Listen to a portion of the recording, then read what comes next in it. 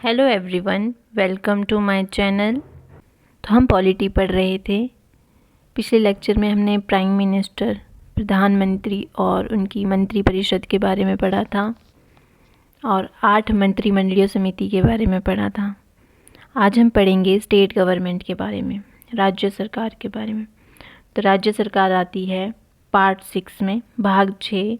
तो राज्य विधानमंडल के 3 ऑर्गेनिज्म होते हैं, विधानसभा, विधान परिषद और राज्यपाल, गवर्नर। 6 राज्य में विधान परिषद है, यूपी में, आंध्र प्रदेश में, महाराष्ट्र में, बिहार में, कर्नाटका में और तेलंगाना में। तो इसकी एक ट्रिक भी है इसको लर्न करने के लिए। यूज़ आम बिकते हैं, जिसमें से जम्मू कश्मीर में अब विधान परिषद नहीं है। यू से यूपी, आम से आंध्र प्रदेश और महाराष्ट्र, बिकते हैं बिहार, कर्नाटका और तेलंगाना। राज्यपाल, गवर्नर का कॉन्सेप्ट हमने कनाडा से लिया है। आर्टिकल 153 के तहत आता है कि राज्य का एक राज्यपाल होगा। गवर्नर को स्टेट का फर्स्ट सिटीजन कहा जाता है। आर्टिकल 154 के तहत आता है राज्य की कार्यपालिका की समस्त शक्तियाँ राज्यपाल में निहित है। फिर आर्टिकल 55 के तहत आता है राज्यपाल की नियुक्ति राष्ट्रपति जी करेंगे और राज्यपाल त्यागपत्र राष्ट्रपति जी को देंगे। फिर आर्टिकल 159 के तहत आता है कि राज्यपाल को शपथ देंगे हाई कोर्ट के चीफ जस्टिस या सीनियर मोस्ट जज। राष्ट्रपति जी एक गवर्नर को 2 राज्यों का राज्यपाल बना सकते हैं। यह आर्टिकल 159 के तहत आता है। फिर आर्टिकल 156 के तहत आता है राज्यपाल की कार्यकाल। तो राज्यपाल का कार्यकाल 5 वर्ष का होता है। आर्टिकल 157 के तहत आता है योग्यताएं। राज्यपाल बनने के लिए योग्यताएं, वह भारत का नागरिक हो और उनकी न्यूनतम आयु 35 वर्ष हो। फिर आर्टिकल 169 के तहत आता है विधान परिषद का सृजन और समाप्ति। मीन्स कि राज्य पर डिपेंड करता है कि वह चाहे तो अपने राज्य में विधान परिषद बना सकते हैं, वह ना चाहे तो विधान परिषद को समाप्त कर सकते हैं अपने राज्य में। आर्टिकल 163 के तहत आता है राज्यपाल सीएम व उसकी मंत्रिपरिषद की सलाह पर काम करेंगे। राज्यपाल से संबंधित संवैधानिक प्रावधान। संविधान के मुताबिक राज्य का राज्यपाल दोहरी भूमिका अदा करता है। वह राज्य की मंत्रिपरिषद की सलाह मानने के लिए बाध्य होता है। राज्य का संविधान प्रमुख होता है राज्यपाल और वह केंद्र सरकार, राज्य सरकार के बीच एक महत्वपूर्ण कड़ी के रूप में कार्य करता है। आर्टिकल 161 के तहत आता है राज्यपाल को क्षमादान और दंड विराम आदि की भी शक्तियाँ प्राप्त हैं। आर्टिकल 164 के तहत आता है राज्य के मुख्यमंत्री और अन्य मंत्रियों की नियुक्ति राज्यपाल द्वारा की जाती है। आर्टिकल 200 के तहत आता है राज्यपाल राज्य की विधानसभा द्वारा पारित विधेयक को अनुमति देता है, वह अनुमति रोक सकता है अथवा राष्ट्रपति के विचार के लिए विधेयक को सुरक्षित रखता है। आर्टिकल 213 के तहत आता है राज्यपाल कुछ विशिष्ट परिस्थितियों में अध्यादेश को प्रख्यापित कर सकता है। फिर आता है विधानसभा और विधान परिषद। विधानसभा को निम्न सदन तथा प्रथम सदन भी कहा जाता है। विधान परिषद को उच्च सदन तथा द्वितीय सदन कहा जाता है।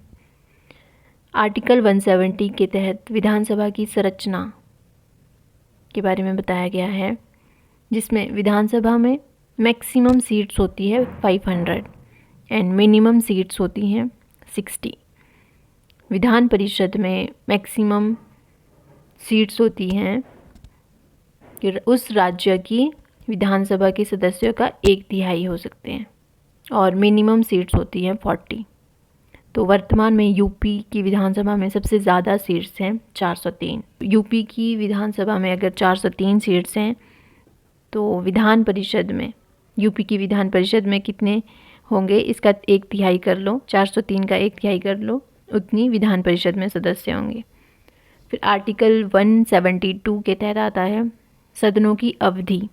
तो विधानसभा अस्थायी है और भंग हो सकती है, लेकिन फिर भी सदस्य का कार्यकाल 5 वर्ष रहेगा और विधान परिषद स्थायी है।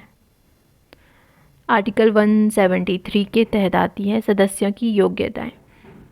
तो विधानसभा और विधान परिषद के सदस्यों के लिए क्या योग्यता होनी चाहिए? तो विधानसभा के लिए जैसे लोकसभा की सदस्यों की योग्यताएं थी मिनिमम एज 25, और विधान परिषद के सदस्यों की योग्यताएं जैसे राज्यसभा की सदस्य की योग्यताएं थी। तो विधान परिषद के लिए एज मिनिमम रहेगी 30। विधान परिषद के सदस्यों का चुनाव कैसे होता है? 1/6 मेंबर्स गवर्नर मनोनीत करता है। 5/6 मेंबर्स का चुनाव होगा, जिसमें 1/3 सदस्यों का चुनाव उस राज्य की विधानसभा के सदस्य करेंगे और 1/3 सदस्य का चुनाव स्थानीय निकाय द्वारा होगा और 1/12 माध्यमिक व उच्च माध्यमिक विद्यालय के टीचर्स करेंगे और 1/12 वह ग्रेजुएट क्षेत्र होंगे जिनकी ग्रेजुएशन को 3 साल कंप्लीट हो गए हैं। केंद्र व राज्य के बीच संबंध, तो ये आता है पार्ट 11 में। भाग 11 में आता है केंद्र व राज्य के संबंध और शेड्यूल 7 में आता है, जिसमें आर्टिकल 245 से 263 तक है।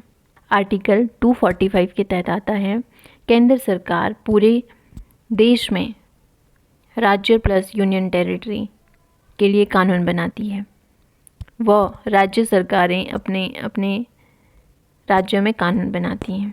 आर्टिकल 246 के तहत आता है विषय यूनियन लिस्ट यानी संघ सूची जिसमें 100 विषय हैं, स्टेट लिस्ट यानी राज्य सूची जिसमें 61 विषय हैं, कॉन्करेंट लिस्ट यानी समवर्ती सूची जिसमें 52 विषय हैं। आर्टिकल 248 के तहत आती है अवशिष्ट शक्तियाँ, रेजिड्यूरी पावर्स, ये केंद्र के पास रहेगी। इसमें ऐसे विषय होते हैं जो ना तो संघ सूचियों में आते हैं, ना ही राज्य सूची में आते हैं, ना ही समवर्ती सूची में आते हैं, उन्हें रेजिड्यूरी पावर कहा जाता है। आर्टिकल 249 के तहत आता है राज्यसभा के उपस्थित व मतदान करने वाले 2/3 सदस्य यह प्रस्ताव पारित कर दें कि राज्य सूची का कोई विषय राष्ट्रीय हित का है, तो ऐसे में उस पर केंद्र कानून बना सकता है।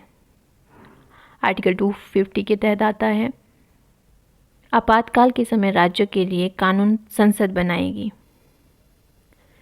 फिर जो सबसे पहला राज्य बना था भाषाई आधार पर, वो बना था आंध्र प्रदेश। राज्य पुनर्गठन आयोग 1953 में बना था, जिसके 3 सदस्य थे, फजल अली, हृदयनाथ कुंजरू, KN पानिक्कर। फजल अली इस आयोग के अध्यक्ष थे, राज्य पुनर्गठन आयोग के अध्यक्ष थे। ऑपरेशन विजय के तहत गोवा स्टेट को लिया गया था और सबसे लास्ट में बना था तमिलनाडु राज्य। तो चलिए गाइस, आज के लिए इतना ही। कल हम जुडिशरी के बारे में पढ़ेंगे। Thank you all.